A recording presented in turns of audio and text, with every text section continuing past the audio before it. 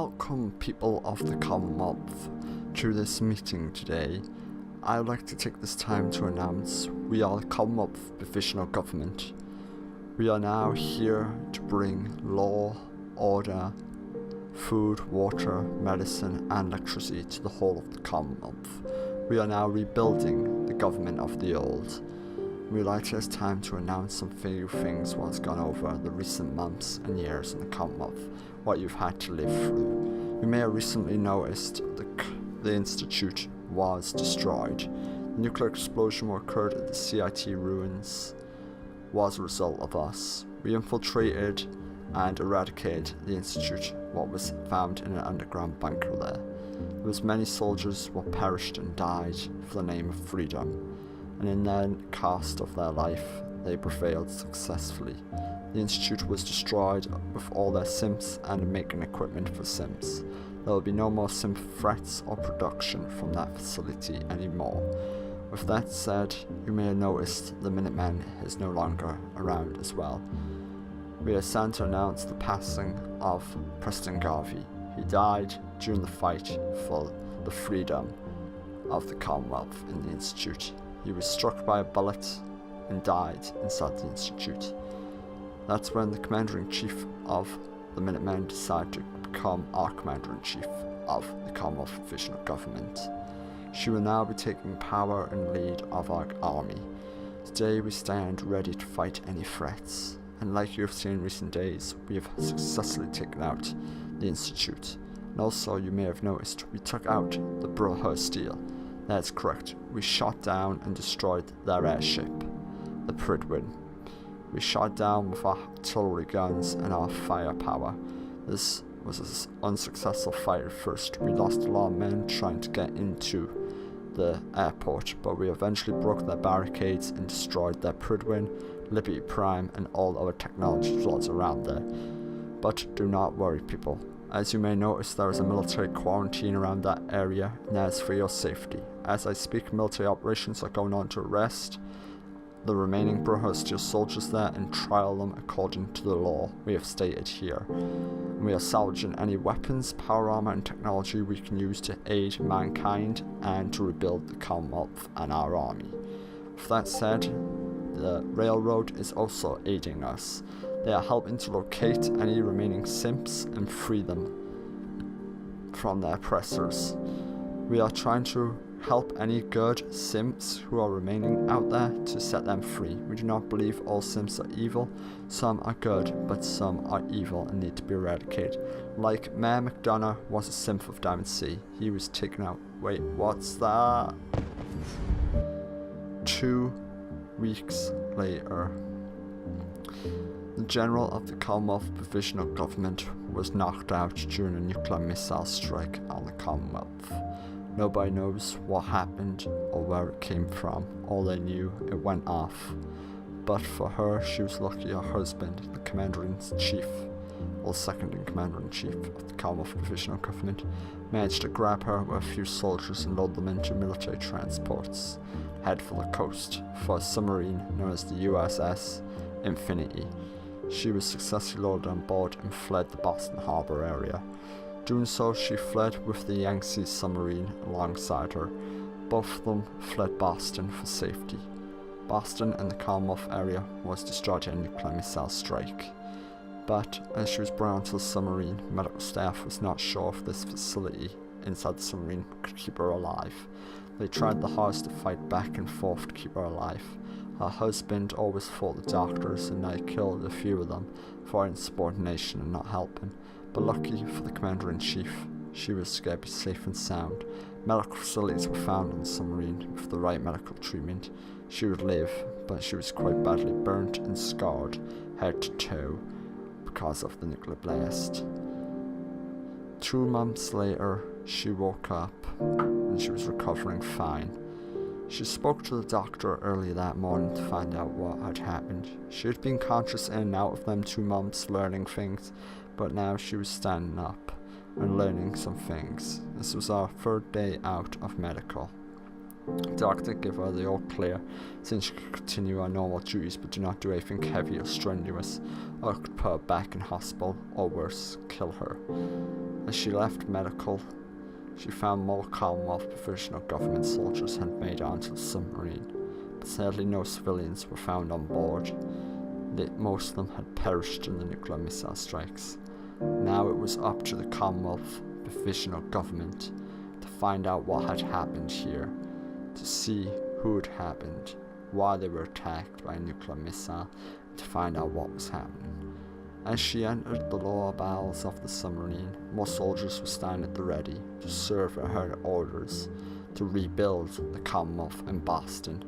For now, they were fleeing east out of the Boston area in the ocean, trying to find any remaining shelters or facilities they could use.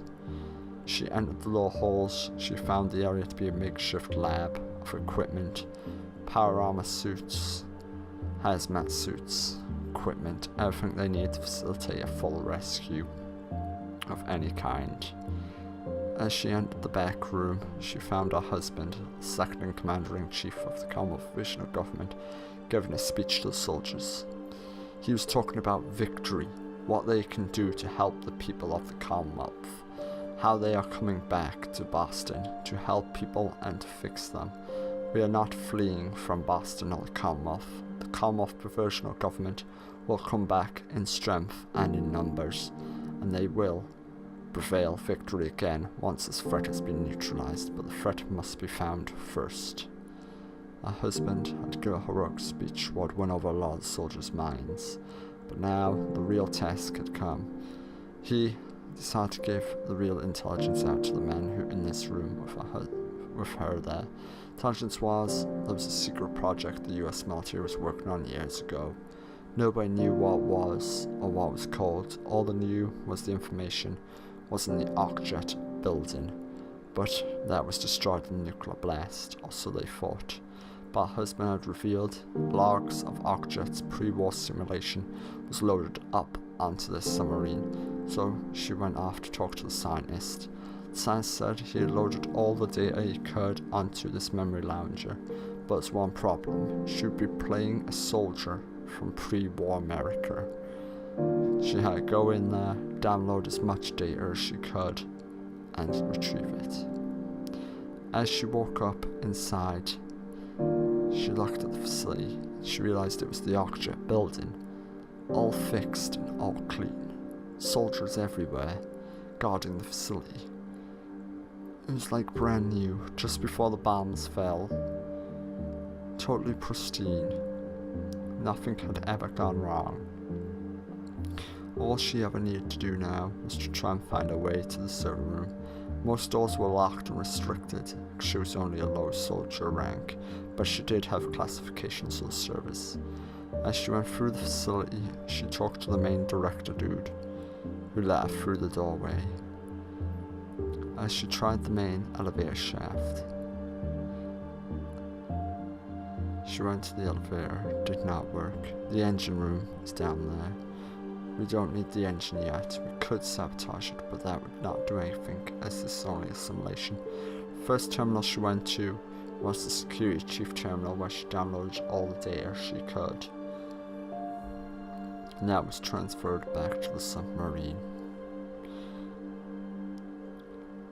She advanced forwards, looking at the old technology. It was amazing how a simulation of a person's brain was uploaded into a computer just years before the bombs fell, with all the knowledge of everything they needed to know. Now she had the true task. She had to go into the main facilities. She broke into the main. She got past the main guard. She had ID clearance. She clicked the computer what opened the door.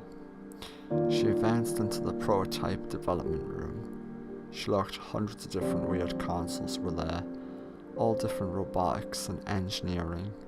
Nobody knew what it really did. All they knew was it was an engine.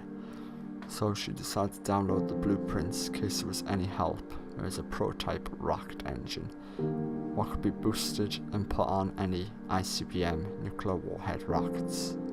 That was their plan.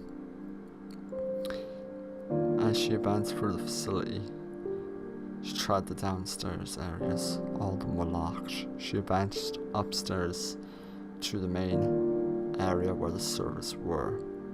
She looked around, more guards guarding. She knew all she had to do was download the main server data, and that was it. Hopefully she would not trigger any alarms as she was doing so. So as soon as she downloaded it, she would be pulled out of the simulation and put back to the submarine. Loads of computers in here, different ones carrying different data, but she only needed one. Here was the computer with the master servers of all Ocjet's projects and projects from other companies what had been stored at Ocjet. She started downloading the data, but as it got to 100%, it stuck at 99%. She was waiting and waiting. As time was passing, she was panicking, thinking the alarms were going to go off, but suddenly she had to get to the door, and then bang, she was pulled out. She woke up 2 hours later on the submarine. She talked to the scientist, and he had told her they had got some valuable information from that simulation. All she had to do now was access it on the nearby terminal and would explain everything to her. She went over to the computer and used it. When she clicked on it, she learned the horrors. There is a full log listing Project Zeus has been greenlighted by the USSA and the US Air Force. This was going to be the last space flight mission to the moon. The US Air Force will not be coming back with them. There is a plan to put nuclear weapons on space.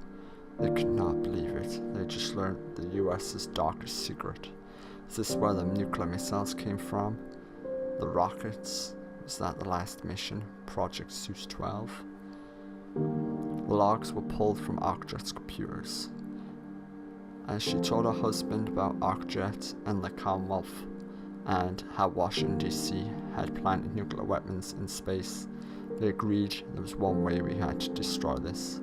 It was to get to space somehow, to eradicate all missiles on that facility, make sure no more could be targeted towards Earth anymore.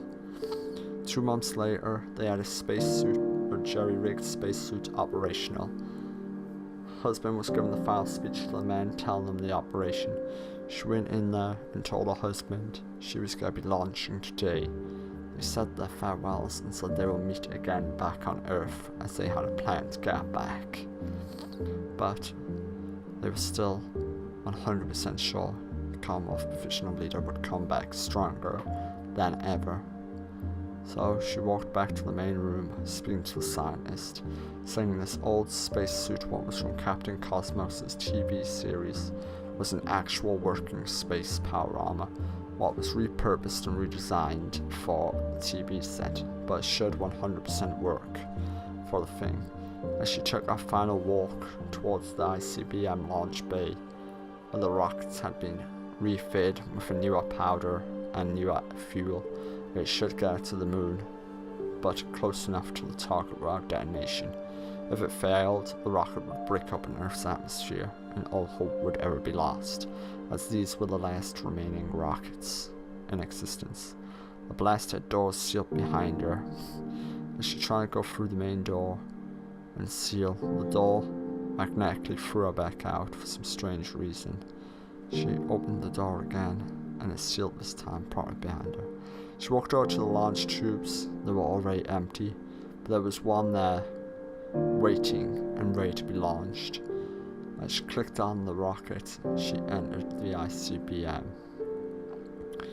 This rocket would take her to the moon. She arrived a few hours later on the moon.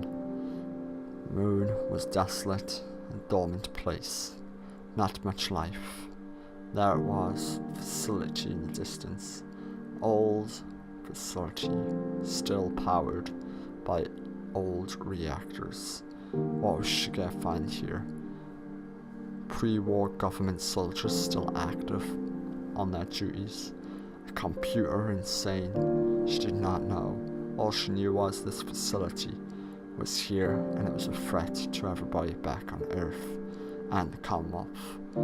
If she found a way to destroy this, she could.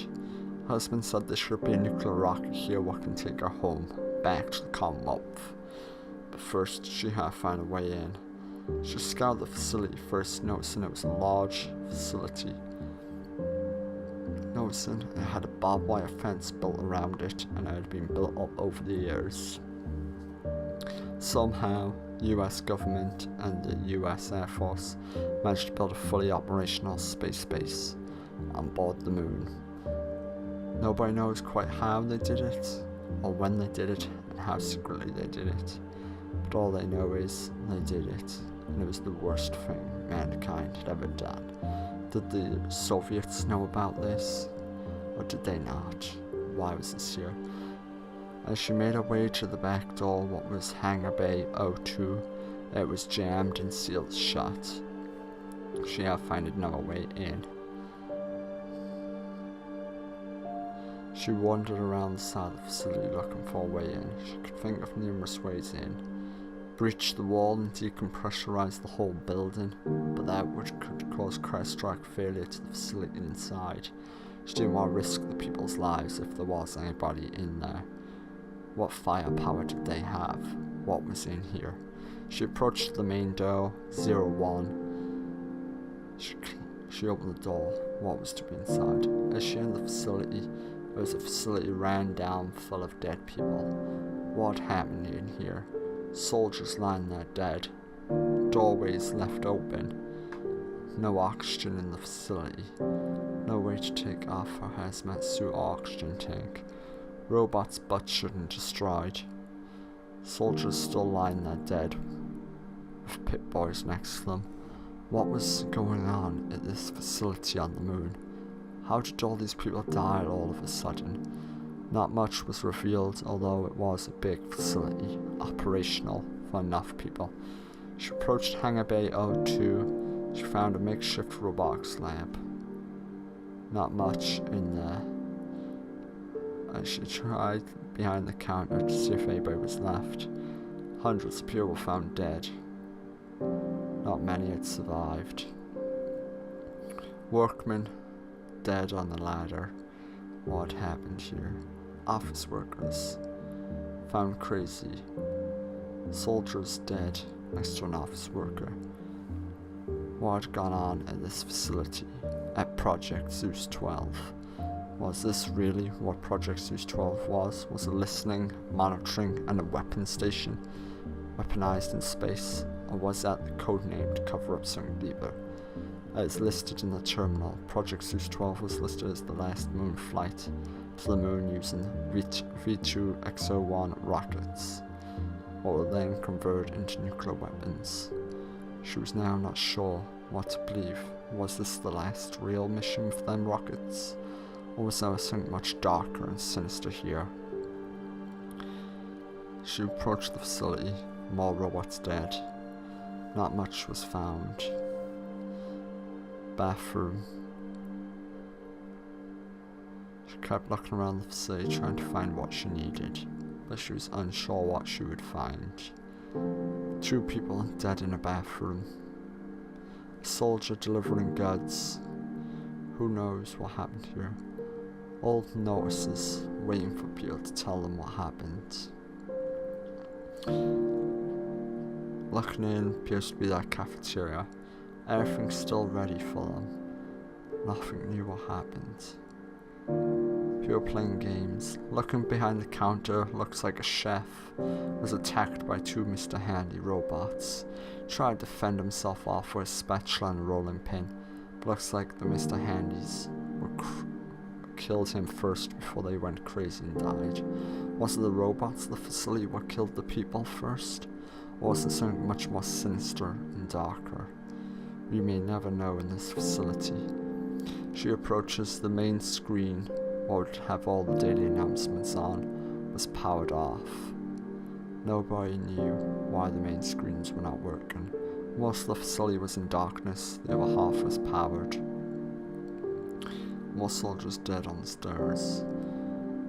More ashes and dead trees lined the skies and the area below. She did not know what to do, what to feel. This facility was so dark and cold and desolate. Everybody had died, people in their barracks. Soldiers dead in the hallways. What were they trying to guard? What were they trying to do?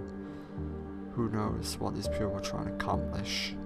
All she knows for sure is these people died for a cause.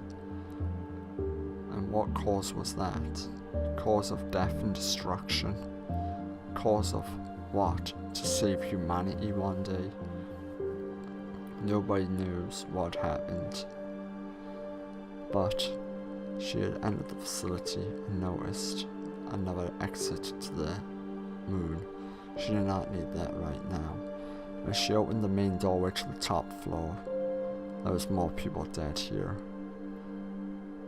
A small empty storage room, what was housed in there at one time. Dead people on the bench next to dead planters. Sign of the US of A, a flag with a soldier, his big guns, and his 2 robots assisting him. Did this mean the US was really that proud of its nuclear weapons? An armory of sorts, small miniature nuclear weapons. Door opened, soldiers landed dead.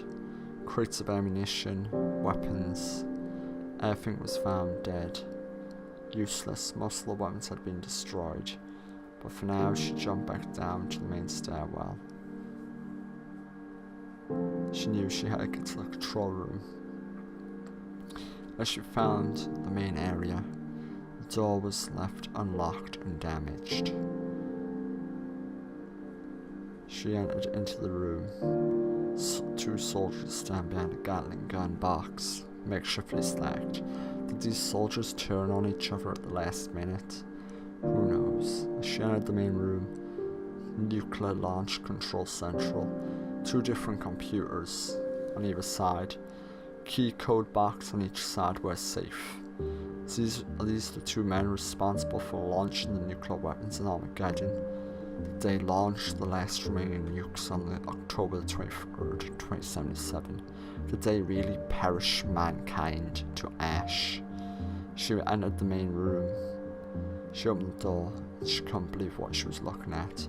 A war room full of dead generals and soldiers played out on a map, showing positions of submarines, tanks, planes and troops all over the battlefields of the world. This was a game of epic destruction they were playing. They found their targets and wiped them out. The only thing she could think of is how could the military be so selfish playing games like this, not even on Earth but on the moon. She entered the general's computer. She entered the kill code, while it launched all remaining nuclear weapons onto the moon base. There was no way off the moon for her now. She armed them in place, and the rest would destroy this facility, so no others could hit Earth again. There was no way of telling her husband farewell, as communications had now gone down with the facility. As she exited the facility, she made her way off the roof, finding more dead soldiers and weaponments. She approached the edge. She jetpacked off, hitting the ground, looking at the moon for the last time. It was amazing. She eventually made it to the moon, where so many people had made it before. But now she was going to be a true astronaut and hero. The camera feed was slowly breaking up and becoming staticky. She watched the facility, a bright, nice day. That's when she seen the bride. She just... Commonwealth Provisional Government's leader sadly has been killed on operations on the moon. Her husband stood there giving a final speech to the soldiers. On board the submarine where it surfaced, laid in front of them was hundreds of coffins with the US flag on them.